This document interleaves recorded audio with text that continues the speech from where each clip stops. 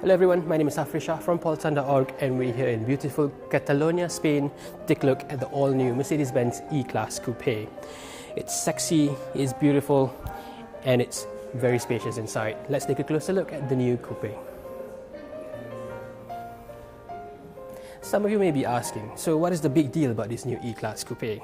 Well, for the first time in over 20 years since the W124 series Coupe, this one is now built on a proper E-Class base.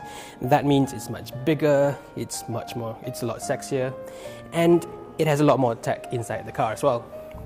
This one, because it's built on a proper E-Class Coupe, is also more comfort-oriented. It's a lot less sporty compared to say the C-Class Coupe, for instance.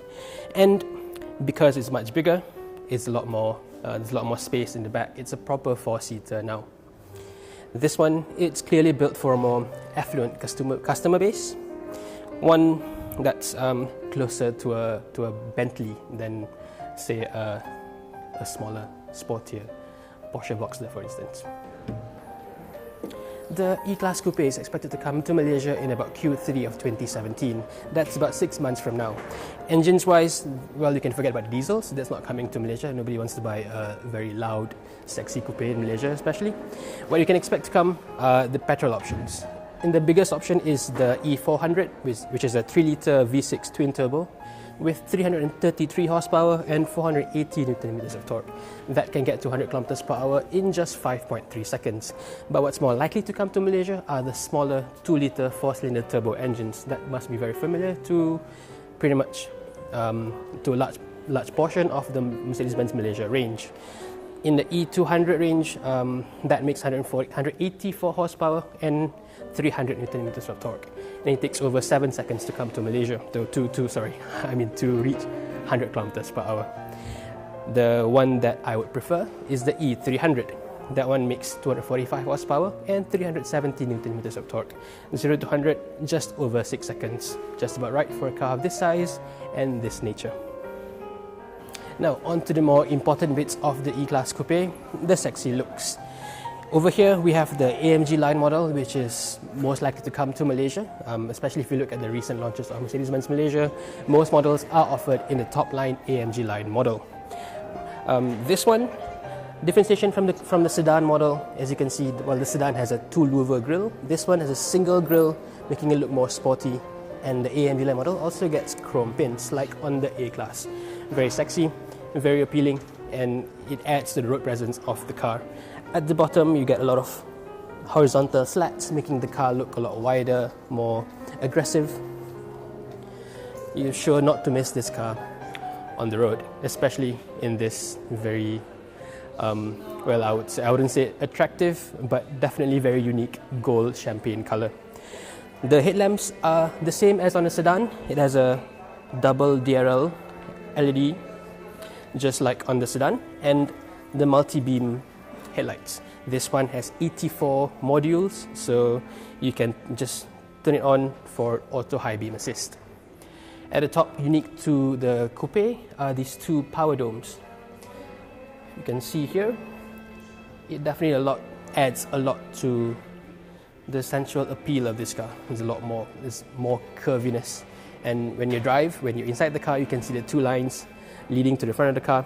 It definitely adds to the experience. Onto the side part of the AMG line model, you get these massive multi-spoke alloys. You can get, these are the biggest available at 20 inches, but of course you can get smaller items instead. You can get 18, 19 or 20s, but looking at the size and the lines of this car, you really need the big alloys. I think you need at least 19s, if not the 20-inch wheels. Overall, the whole car is lowered by 15mm compared to the sedan, and it's a bit shorter as well, by around 50 or 60mm. Overall, it still looks like a very big car, befitting of the E-Class name, and it is 140mm longer than the smaller C-Class Coupe, so there's a very clear distinction between the two models. More importantly about the size, this car has allowed the designers to go on a more sensual, it's a lot longer. Mercedes calls it the perfect coupe proportions, whereas the C-Class was a bit too short, so it didn't have a proper boot. This one has a slight rear deck giving it a more traditional coupe stance. And adding to the experience is also the pillarless. There's no B pillars here, so if you roll the windows down, you get a completely clear, completely open experience from the front all the way to the rear. As with the previous E-Class Coupe though, there is still this small quarter window, but by having this very long C pillar, or is it a B pillar now, I'm not quite sure, they can't avoid having this small quarter window because it can't go down into the fuel filler tank. As you can see here, it would look a lot nicer without this, but it's unavoidable. While the E-Class Coupe is meant to be more oriented towards comfort rather than sportiness, Mercedes-Benz has also made this car more dynamic. The rear track has been increased by almost 70 to 80 millimeters wider compared to the older E-Class Coupe. So it's a lot more efficient, a lot more dynamic when it comes to the corners. And the suspension settings, there are 3 different settings available, but not all 3 will be offered in Malaysia that we know. For the lowest model, it's a passive system, so you can't change the damping settings. In the middle, there's dynamic body control. This one is a steel spring, but you can change the settings between comfort or sport.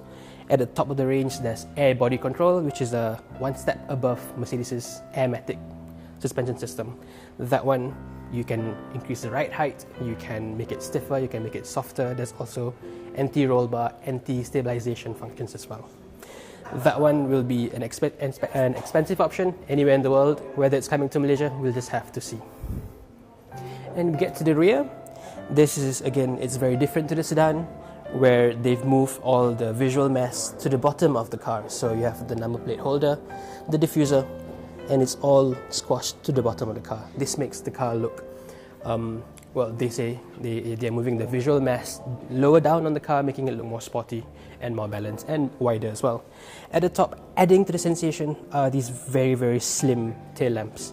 It's the slimmest that Mercedes-Benz has fitted to on any of its coupe models.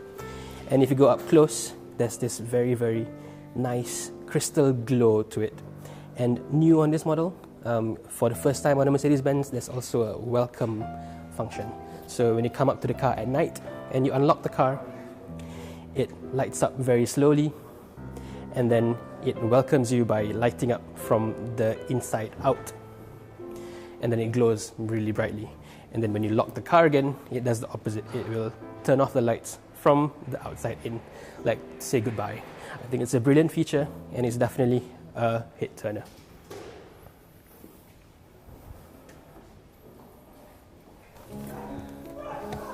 Now, on the inside, the E-Class Coupe is almost identical to the sedan, and that's not a bad thing. It's essentially the upper half of the S-Class dashboard paired to the bottom half of the C-Class dashboard. And it's very nice, especially with this unique wood trim. Unique to the coupe are these aircon vents. Can you go up close? It's a very intricate design, and it's meant to look like almost like a jet turbine engine. And it's certainly easy to use, it's pleasing to the eyes, and you can point it wherever you want. It's very easy, it works in a very almost Audi-like smooth, very precise manner. And to close the vents, you can just move it forward, move it to the top, looking like that, and it still looks good. I think it's a very fresh, very different approach for Mercedes-Benz. Another highlight of this dashboard is the light wood inlays. It spans across the entire width of the dashboard and down here. It depends on the trim level that you choose, of course. If you choose a full AMG line interior, you get a sportier, almost carbon fiber-like pattern here, and a piano black finish at the bottom here, just like on the lower end C classes. That's one of the very few things I don't like about this car, is that the bottom half is almost purely taken from the C class. I think if I'm spending close to RM500,000 on a premium coupe, I'd want a bit more differentiation to the C class. If you choose this wood, this whole thing is changed from piano black, which is very, very prone to scratches and whatnot on the sedan especially, to this nice open pore wood. I think it's really good. Just below the turbine vents, you can see this blue glow right here. And just like on the sedan, you can have this in whatever color you want. Mercedes-Benz offers up to 64 color options. So you want it in blue, yes you can. You want it in pink, yes you can. Purple, yellow, whatever. No one's going to stop you from changing to whatever color you want. And I'm sure you've seen this has a very unique color combination. It's blue at the top, very light cream down here. This it's meant to look like a luxury yacht. It's something that's been done by Bentleys, by Rolls-Royces before, but never on a Mercedes-Benz. And well, I think it's brilliant. I wouldn't buy it myself, but I think it's a very unique combination. Also unique to the coupe are the seats. They are a lot narrower compared to the sedan especially, but they are no less comfortable. You also sit a lot lower, as you can see. My feet can go almost straight, just as you would do it in most coupes, because it sits a lot lower. The whole car is lower. You also sit lower. You feel more in tune, more together with the driving experience. And next, we're going to take a look at the acid test of a proper coupe. We're going to take a look at the rear seats.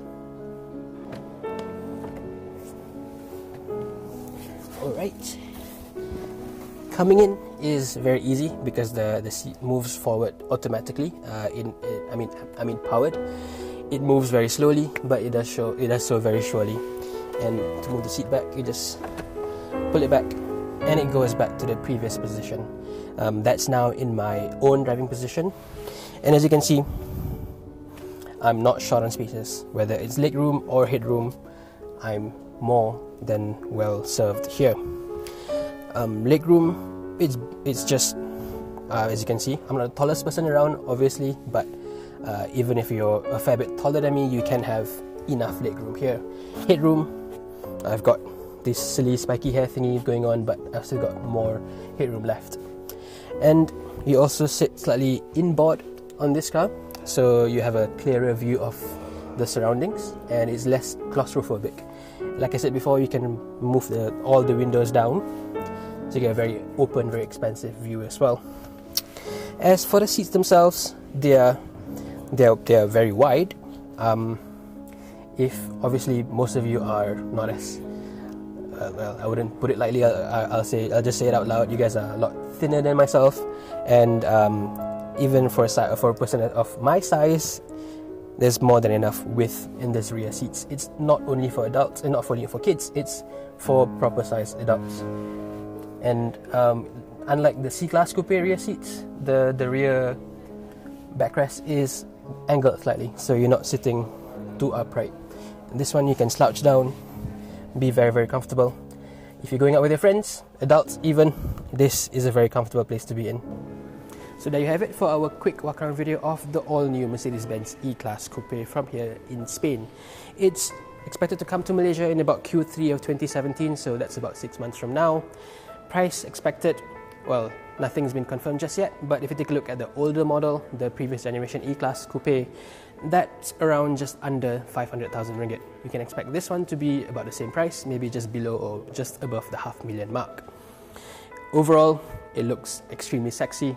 It's nice inside, and there's more than enough space for adults even. I think Mercedes-Benz has got another winner on its hands. Alright, that's it from me, Hafrisha from paultan.org. Thank you for watching.